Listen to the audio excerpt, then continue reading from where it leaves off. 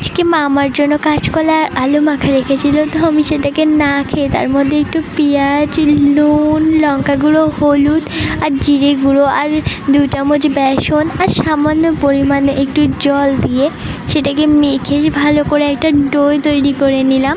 আর তার থেকে ছোট ছোট করে গোল গোল শেপের লিচি কেটে নিলাম।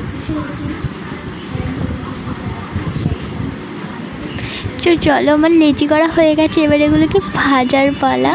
তো তেলটা আমার গরম হয়ে গেছে, আমি এবার তেলের মধ্যে সব লেচিগুলোকে আস্তে আস্তে করে ছেড়ে দেব। আর এখন বর্ষাকাল মানেই তো ভাজাভুজি খেতে মন চায়, তাই না? তো আমি এবার এগুলোকে একটু উল্টে পাল্টে ভেজে নেব, সবগুলো যাতে সমান ভাজা হয়।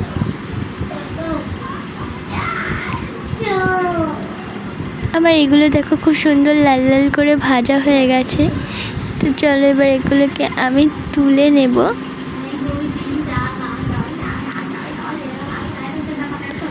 তো আমার ভিডিওটা কেমন লাগলো তোমরা সবাই জানিও কমেন্টে, আর ভালো লাগলে লাইক করে দিও। Bye bye.